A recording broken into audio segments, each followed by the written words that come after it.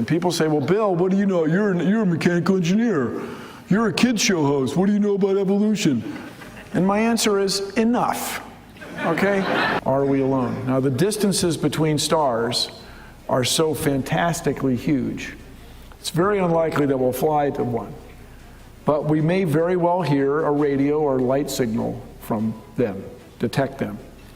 And my friends, if we were to detect life on another world, it would change this one. No one would think about his or her place in space the same way. Okay, so Answers in Genesis finds out about this. They write me a letter. We go back and forth. We agree on a debate topic. Is creationism a viable model in today's scientific world? Viable was the key word. I know, of course, I'm saying, well, no. But as of last night, 3.9, almost 4 million views. Now, it's been online less than a year, whereas the other big thing has been on 2 years, 2.5 years. So, I don't know, how many people saw this or heard about it? Yeah, I love you guys, I love you. So, I think I made some points that were very strong. And his were not especially. But I just want you to know why it's important, or why it's important to me. It wouldn't matter if we had some extraordinary people who live outside of the mainstream and consider this a religious business that they're in, and they really are out to save people and spend their intellect and treasure doing that. But understand that really in the back, or the basis, or the thing that they work very hard at Answers in Genesis, is indoctrinating young people, indoctrinating science students. These look like science tests, right? You get the Tyrannosaurus, the Stegosaurus, here's electricity, a clumped particle, a changed particle, the potential in circuits with multiple paths. This looks like science, right? There's an AND gate, so on. But in the back of all that, and the Earth is 6,000 years old, which is not true.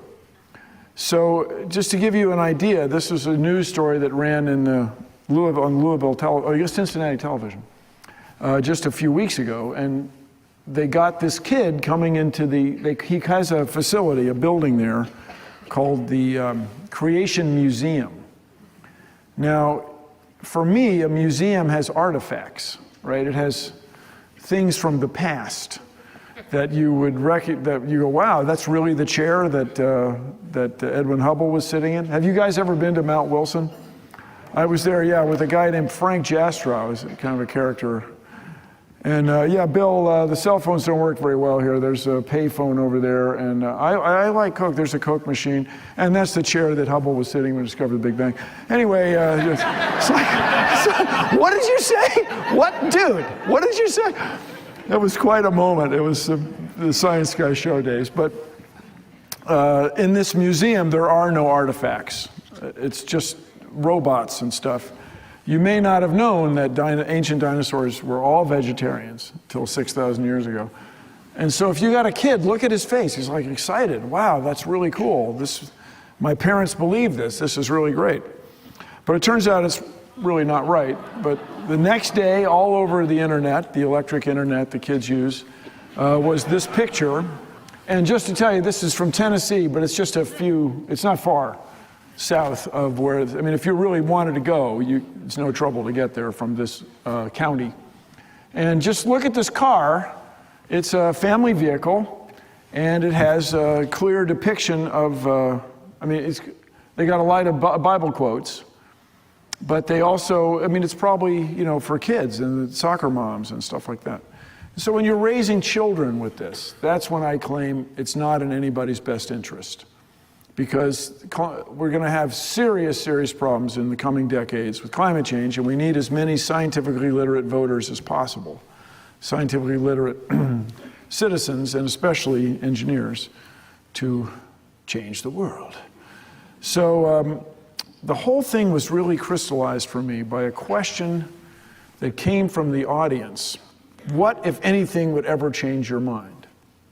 And I don't know if you guys, how much of the debate you were able to sit through, but seriously, I mean, it was, you guys, you know, I'm an actor. And you really had to concentrate. I mean, Ken Ham says really extraordinary things that are completely out of, I mean, how else to describe it? They're ludicrous. You know, and he just keeps going. And so as you may recall, I went, oh, well, if we found one fossil swimming between the layers in the Grand Canyon, frozen in time, trying to escape the big, or if there was some way to get giant boulders on top of the ground in Washington State and Oregon, not caused by an ancient flood, but by some deity who thought they belonged there. If you had some way to get light from stars which are more than 6,000 light years away here in less than 6,000, if you had that figured out, you know, then we could take a meeting. But his thing, if you recall, was, I have a book. I have a book. And that was the end of it for him. And I found out later who wrote the question. It's a gal who does Friendly Atheist, Teresa Moody. It was really cool. So I met her at Vanderbilt University several months later. It was really, really cool. But anyway, that really was the thing. This is from their Answers in Genesis website. And it just, some in blue, you might recognize Duane Gish, who was famed for doing the Gish Gallop, where he introduced one thing after another, one thing after another. And it's, I know it's hard to read things in a room like this, but Bill Nye's tactic even admitted that he was to throw a bunch of data at Ken Ham, knowing that he would never have time to respond. Yeah, I guess.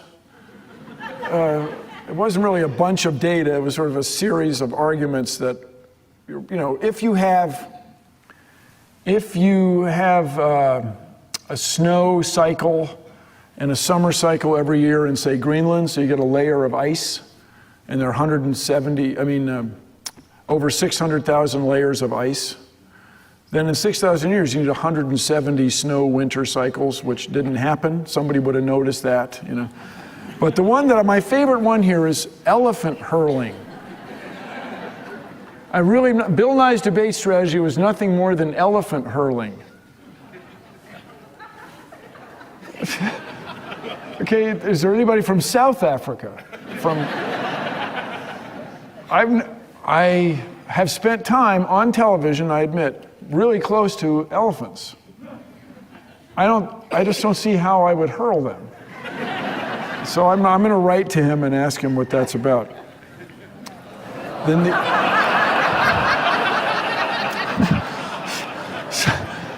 the other thing I was going to say is we have an extraordinary number of climate deniers here in the US. And so if you're from anywhere else in the world, your government, your citizens are, at least where I've traveled, I'm not like, I'm sure a few of you in here, but I've been around the world a little bit. Everybody talks about climate change. This is what they talk about. This is what they're worried about. This is what they're concerned about. What are we going to do about climate change? Negotiating with climate change. And especially, what are we going to do about the United States and climate change? That's what people talk about. No, really, in the rest of the world. And so along with this, Ken Ham is a climate change denier. So he is raising as many people as he can, raising the idea, introducing the idea that climate change is not real.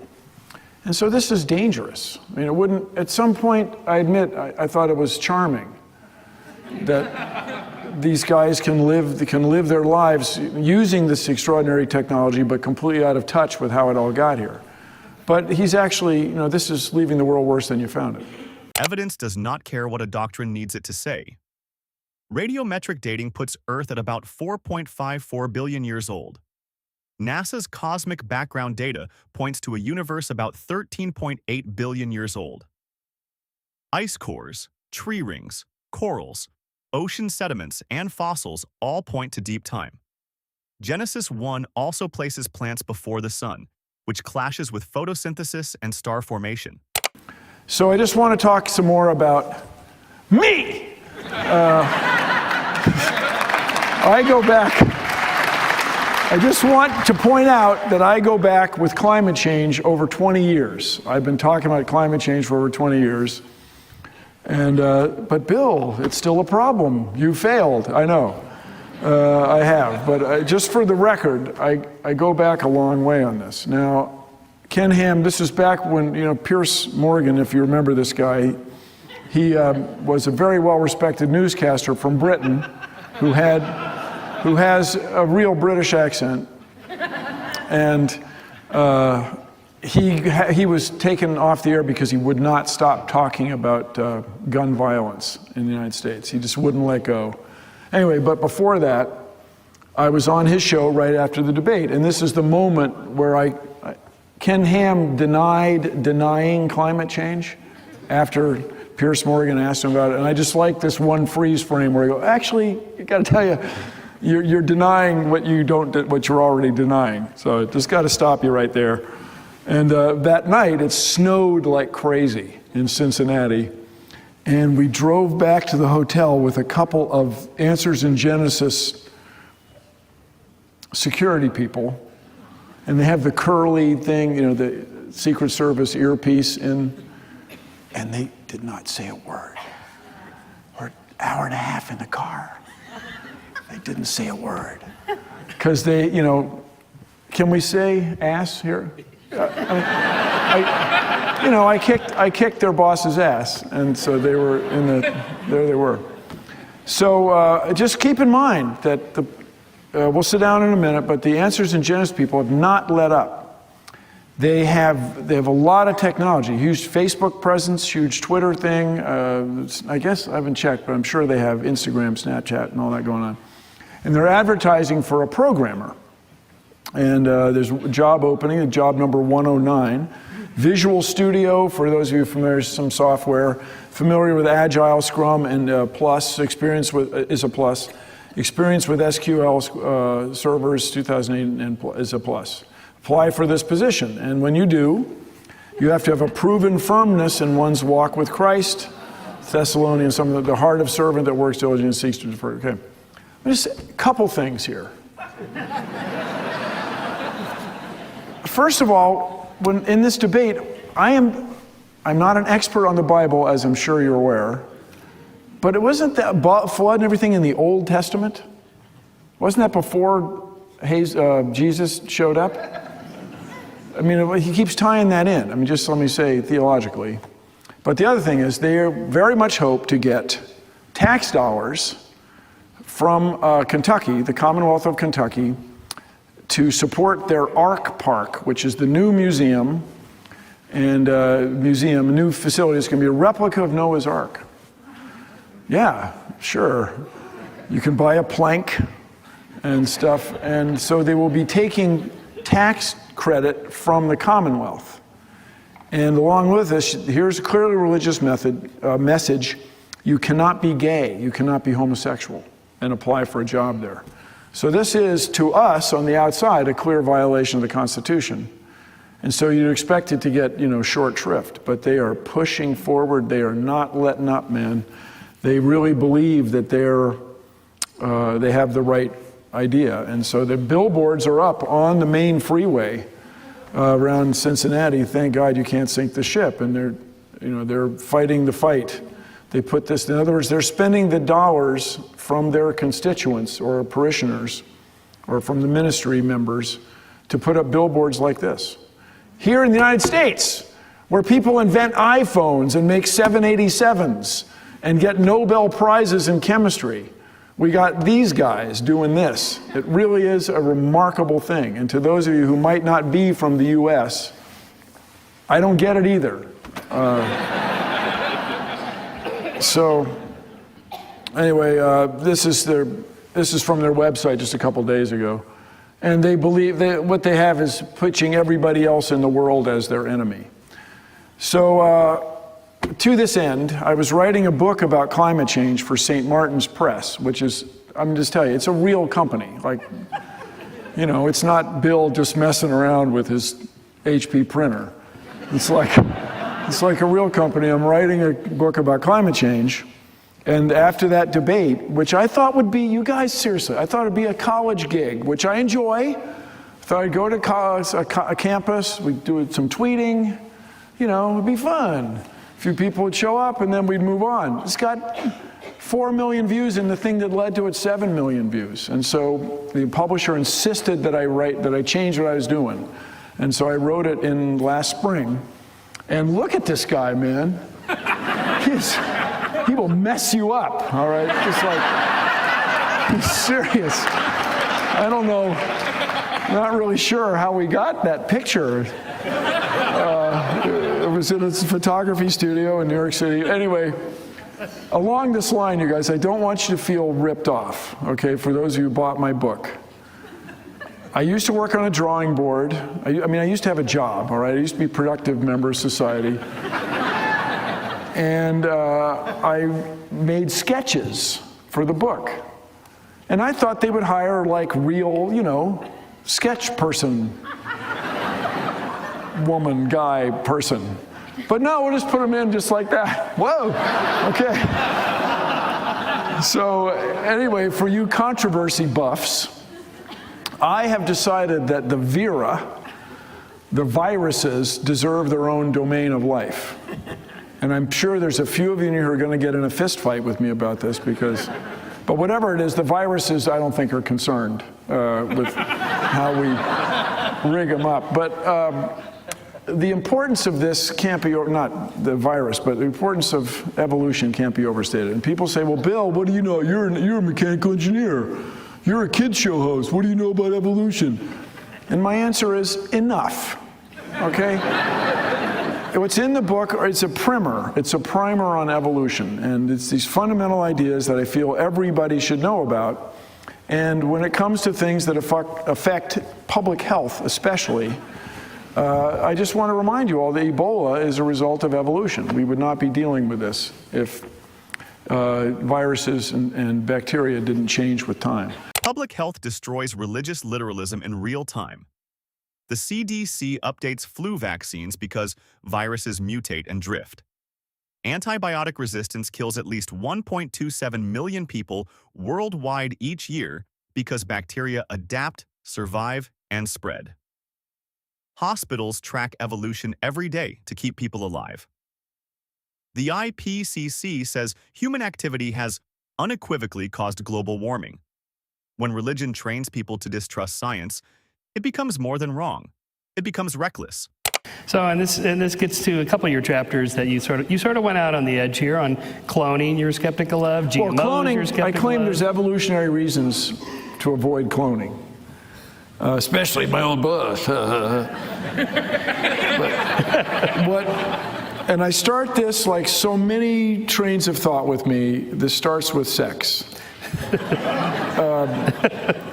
That the best idea anybody has as to why anybody has sex, whether you're a sea jelly, a dandelion, a jacaranda tree, the reason you have sex is to get a new combination of genes, a radically new combination of genes that your enemy is not lions and tigers and bears. They can be trouble, first to admit. Oh my. But your enemy is germs and parasites. That's what's going to get you. And Ebola would be a classic example. So by having a new combination of genes, living things apparently are able to stay just slightly ahead of the mutating germs and parasites. So if you clone yourself, you're going to not be doing the mix. You're going to be falling one behind. If you do that a few times, you're going to be falling behind her and behind her and behind her.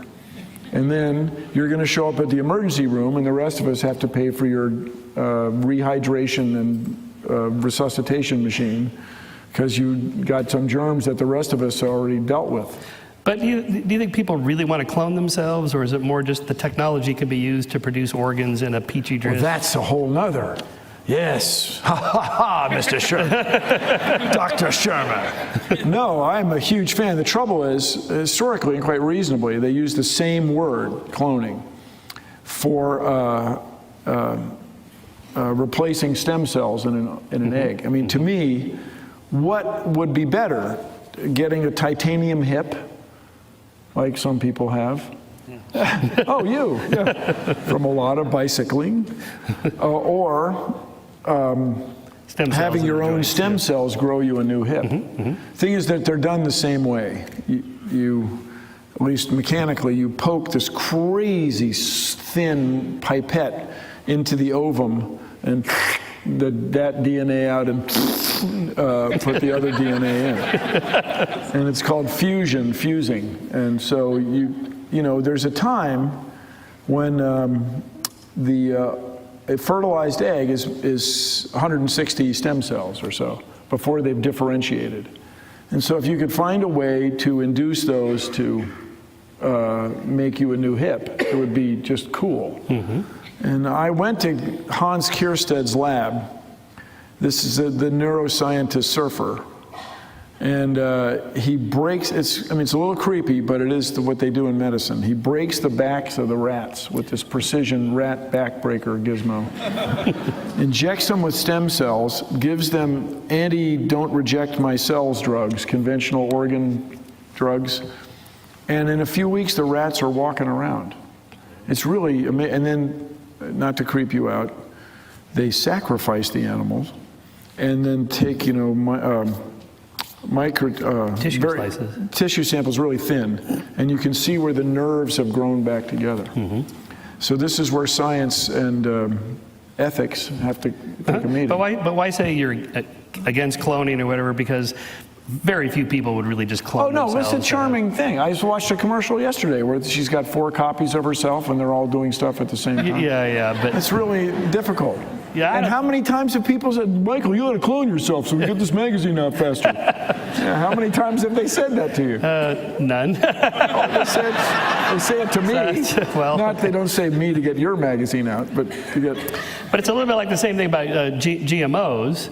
Oh, GMOs. I have strong and correct opinions. I know, about that. So I have to correct you on your correct opinions here. So, you know, the European Union, which is not exactly considered, you know, too cautious about these sorts of things, just published a research study on a decade of EU-funded GMO research.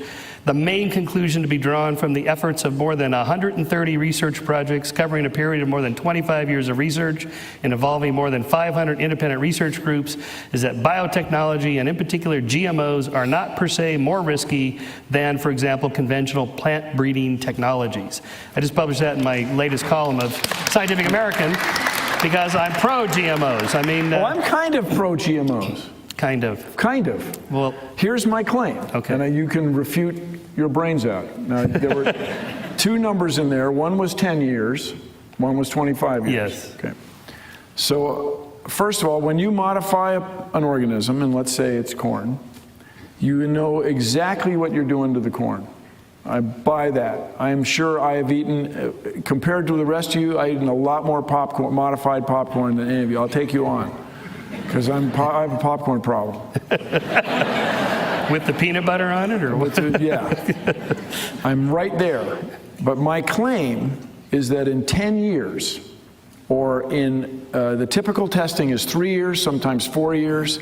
The government review is typically 3 years or 4 years. In that short amount of time, less than a decade, you cannot be sure what you're going to do to the ecosystem. You don't know, you know exactly what you've done to the plant, or the soybean, the corn, but you cannot be sure what you've done to the organisms that eat the plants. But that's true of anything. I mean, but so, you know, here's the question. We've gone down that road 10,000 years ago. But so here's the question. Why is that's the second question. First question is, why do we need to do it? Do I need to fund it as a taxpayer? Totally get it, where Monsanto, for example, makes a better corn, that you can pour a better or environmentally perhaps more benign insecticide on it, and it'll grow fine. I get you. But what about the two? So you guys, full disclosure, this is the only chapter in the book, which I called What the GMF, that has genetically modified food that has drawn any criticism at all. I'm going to go to St. Louis on something like the 10th, it's a Tuesday, I think, the 10th of February, and meet with Richard Fraley, who's the he's the CTO, the Chief Technology Officer of Monsanto, and let him give me an earful about this. And if I'm wrong, I will say I'm wrong. But my claim is you can't know Thank you. You can't know the ecosystem in 10 years. Well, you can't say you're wrong then, because we would know for, say, 25 years or 50 So why not wait 25 years? What's the freaking hurry? Well, because there's people starving in Africa. Okay. Golden rice. Golden rice now. Golden rice Michael, has saved millions. Biology exposes how weak religious certainty is. DNA does not follow holy books. It follows chemistry. Sexual reproduction reshuffles genes through meiosis, giving life new combinations to work with. Cloning shows the risk of copying life badly, with animal studies showing high failure and development problems. Meanwhile, stem cell and gene editing science is already treating sickle cell disease. The Bible has no DNA model, no genome model, and no medical plan. Science does the work religion only claims authority over. It has, or it has the potential to? Potential. Yeah, well, okay. But No, so the problem, incidentally... this is the problem with the precautionary principle. You don't know, we don't know how much good it's going to do either. So no technology would ever be developed if we employed it too much. I'd say it's easy to tell. 10 years is too short. That's my claim. I don't know. There's people starving now. So now. Our problem is not food production. I remind us, are we addressing the problem that needs to be solved? Just in the United States alone, we waste a tremendous amount of food. Our problem is food distribution. Yes, that's true. Okay. There's a lot of political corruption. So it doesn't mean that food distribution is the problem, doesn't mean we shouldn't modify food. I'm right there with you, people. The thing is, just careful what you wish for, and the examples are classic. The papaya. You don't have to know anything about papaya. The one with the black spot virus looks like hell. The one without it looks great. And people modified the genome so that with the virus, a piece of the virus genome itself, so that the papaya is not susceptible. But probably for cautionary reasons, Japan doesn't allow importing of it.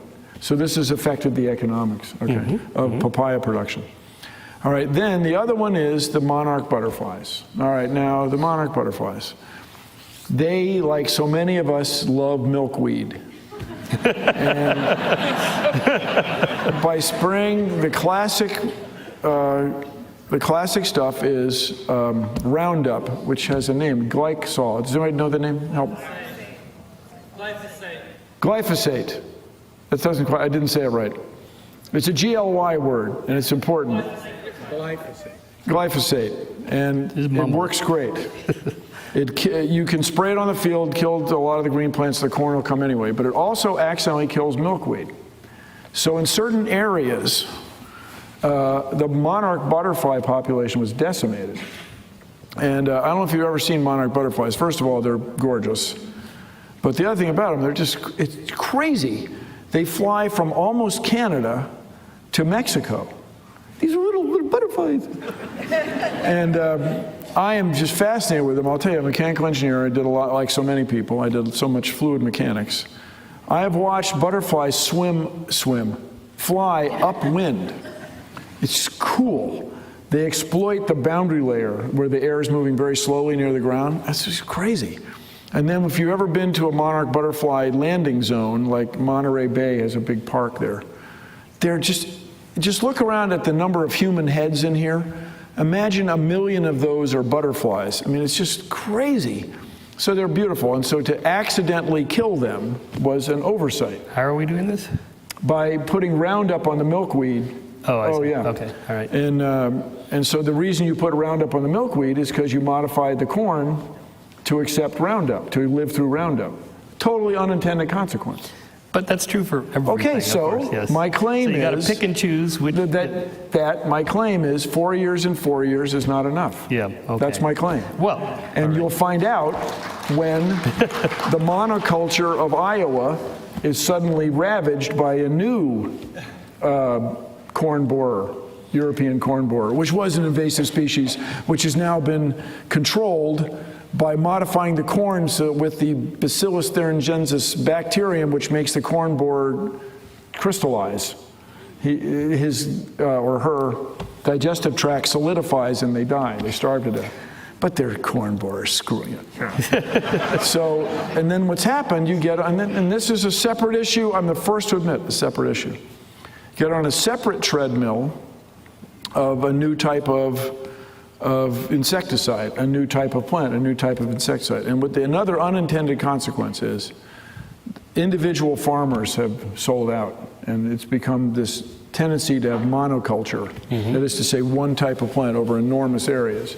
And that takes more energy to produce, more water and stuff. It's not, the ecosystem's not as robust. But you guys, I am open-minded, Michael. The guy agreed to have a meeting with me. I can't wait. And if I'm wrong, I will... Come back here to Caltech. Yeah, what they want you to do, if you've been down this road, you publish the book a second time with a never-before-seen footage, or with a new chapter. And if I'm wrong, I'm going to bring it on. But let me ask you this. Why are so many corporations opposed to putting GMO on the label? Well, because of the political hype over it. It's a Well, why not have their own political hype to make it natural. unhypeful? Huh? I will leave it at this, that European countries who are so much more advanced than us on so many of these issues, who would agree with you on nuclear power. Not in France, though. My adopted country, Germany, for example, is weaning itself off of nuclear power. They're going total, I'm all for replenishing energy. They're even doing more solar than America, and they have like 1/10 the sunshine. But they are in favor of GMOs. They're not with you on the GMOs. So just keep that in mind. I'm ready to... Yeah. Yep. So just because one person jumps off a bridge, does that mean you have to jump off? But these are your people, you see. Anyway. But I spent a lot of time with it. I interviewed the Washington State wheat breeder, the gal at UC Davis who modifies the corn, and I'm right there, man. You can make better corn. God, the apples you get nowadays are so freaking good. I gotcha. But my concern is we're going to have an accidental big mess by making these large monocultures because of you modify things faster than the ecosystem can fair absorb enough. it. So before we turn it over to the audience, and if you care to start lining up at the two microphones This here. This is really fun, Michael. I hope you guys, thank you for sticking around. I just wanted to really bring fun. it back to one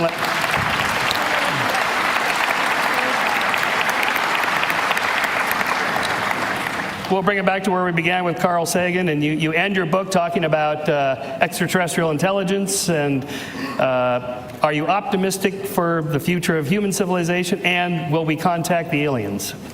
So there's two questions. So Carl Sagan started the Planetary Society in 1980. It's the world's largest non-governmental space interest organization, and by all accounts, we have a really cool logo.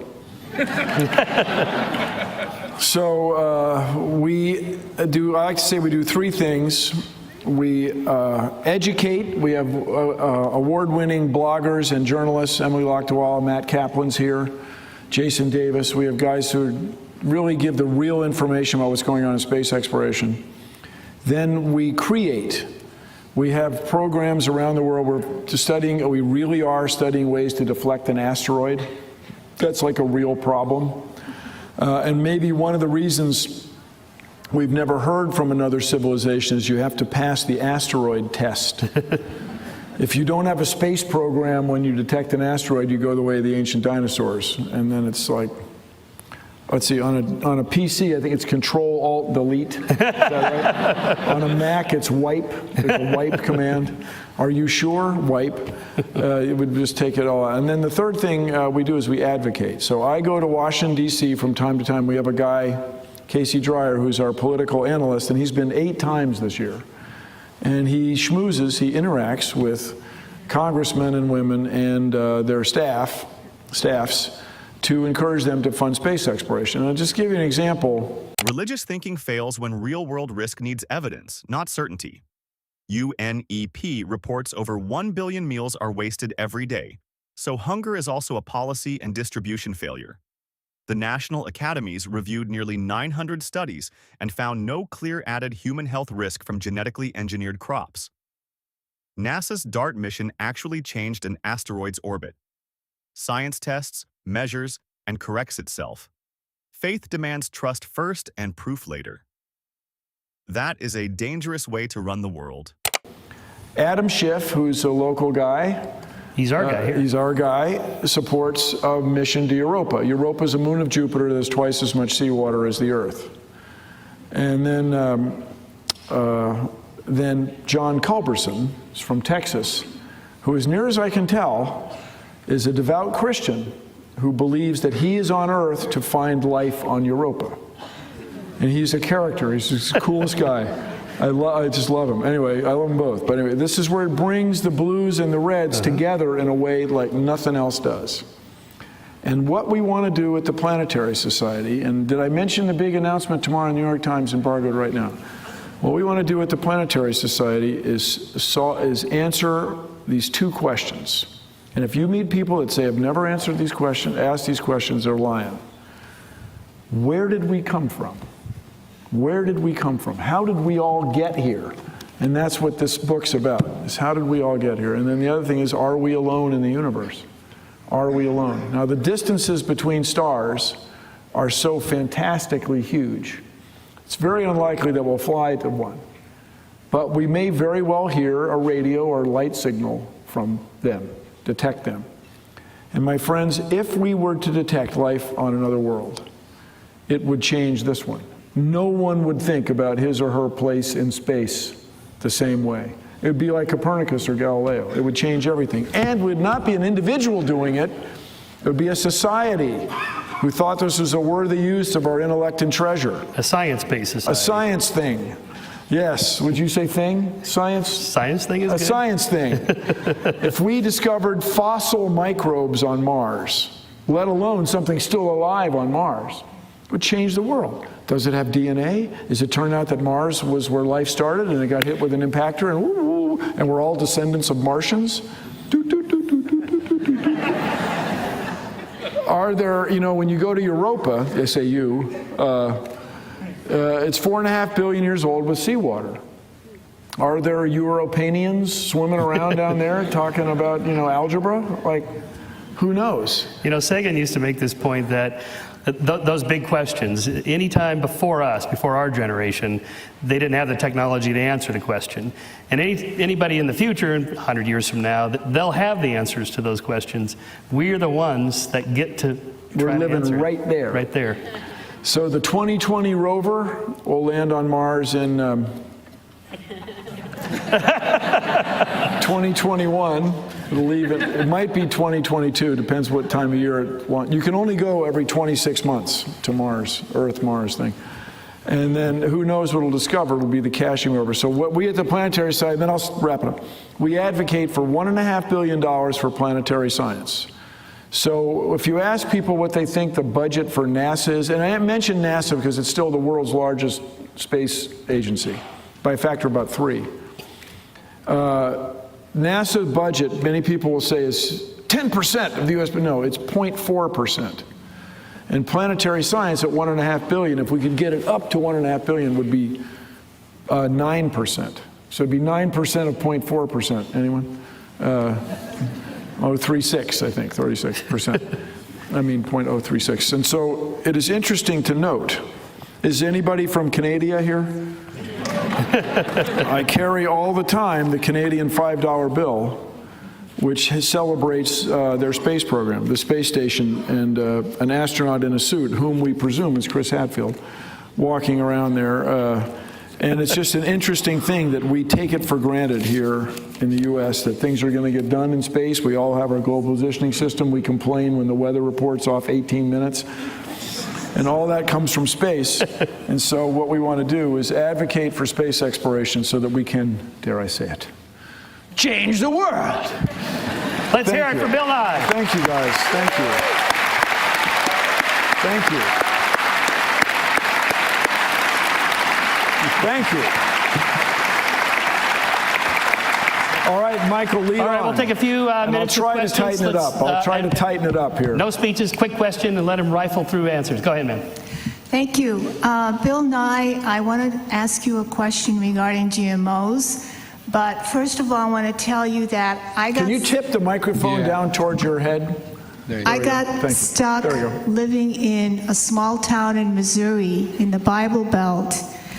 and you were the oasis for my little boys. I love you, man. And one of them is here, but you taught them science and to have critical thinking, and so being here is such an honor to see you after all those years. I love you. I love you too. And that's a human thing, not connected to religion as such.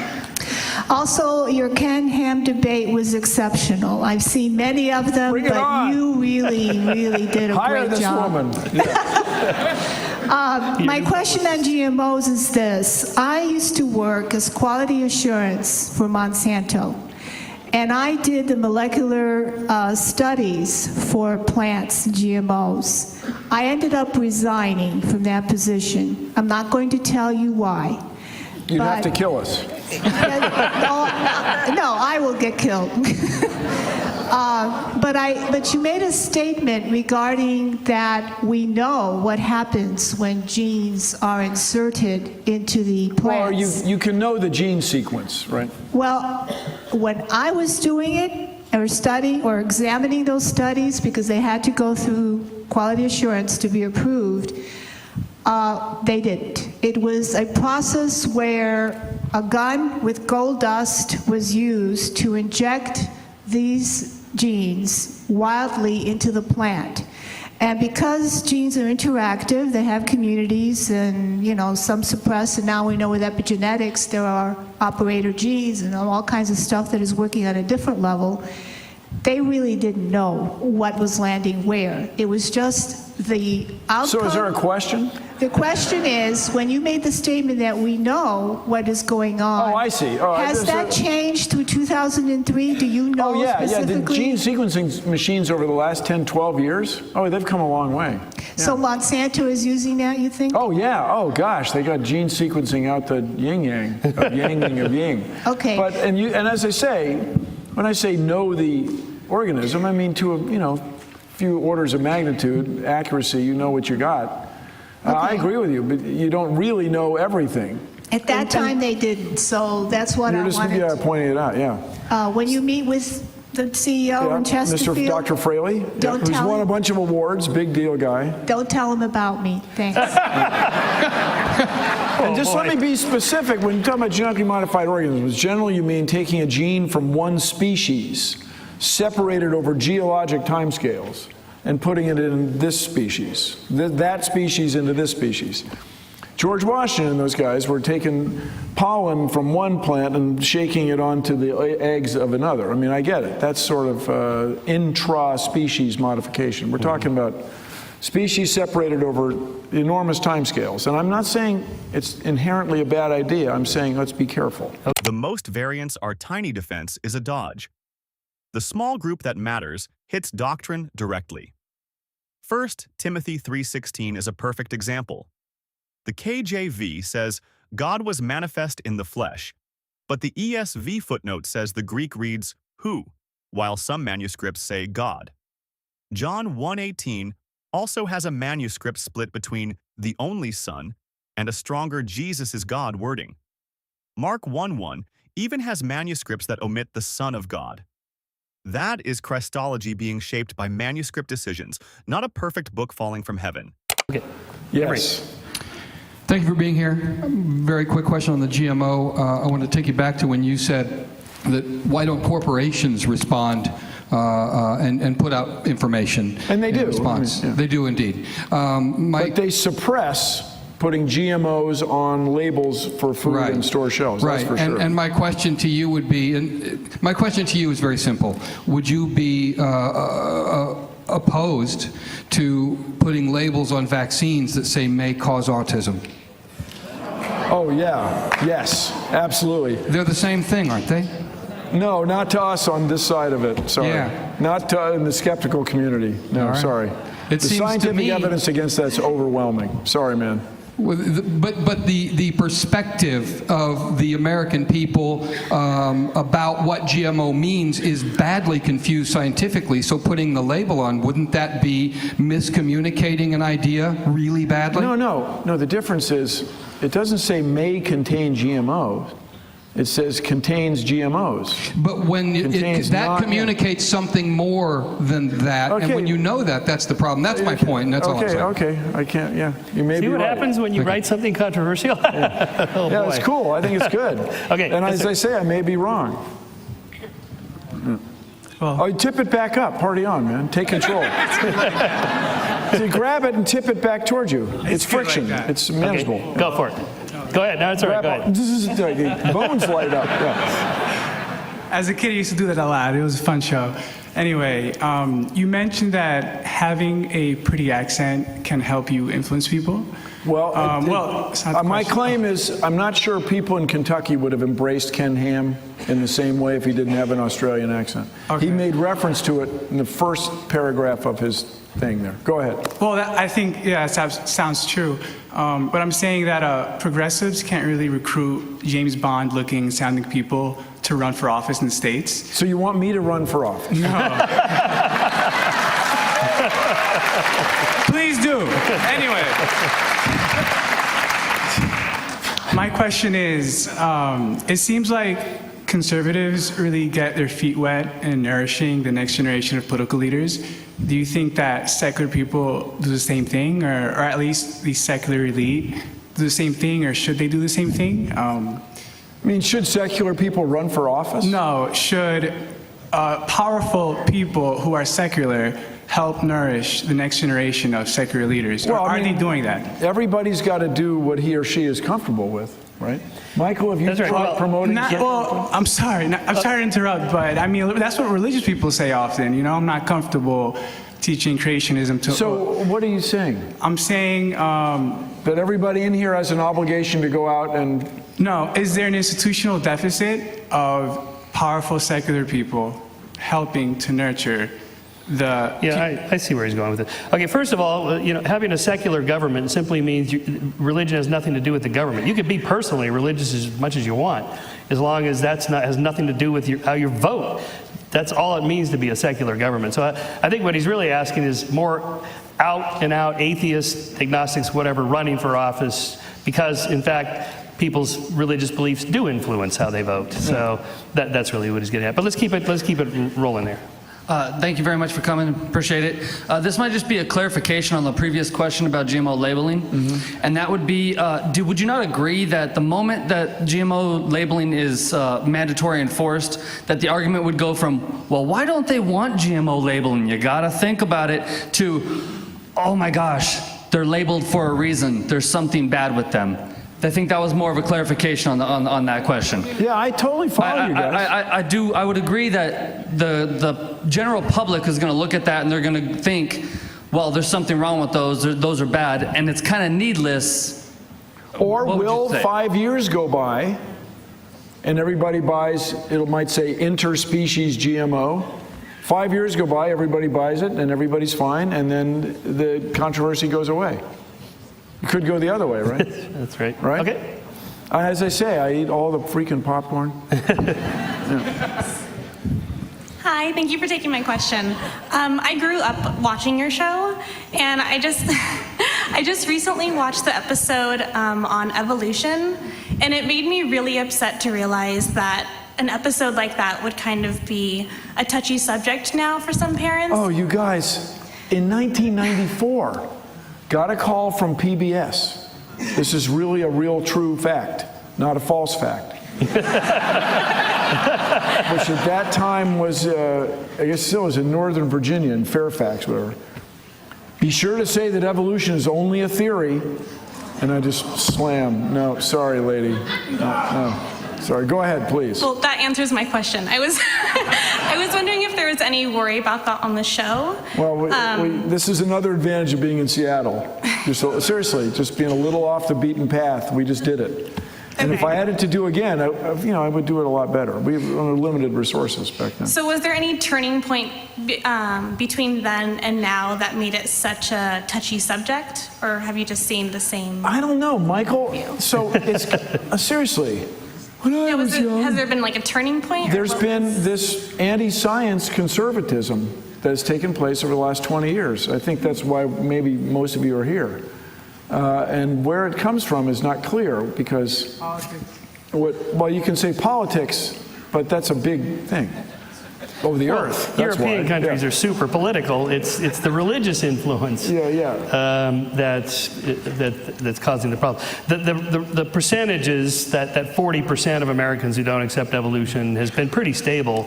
Still, right, Don? About 44%. Oh, I want to thank Don Prothero, who really helped me with the book. Yeah, Don. Where is he?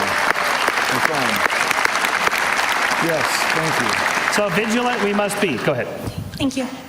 My concern is about books like yours being written for a particular audience of people who are already receptive to these ideas. And I'm an educator myself, and so the concern that I have is when people are presented with facts that go against their very deeply held beliefs, they become intractable and they dig in their heels. So how do we communicate these ideas to people who are just rejecting them out of hand? All right, that's a fantastic question. Let us run the following little test. Stand by.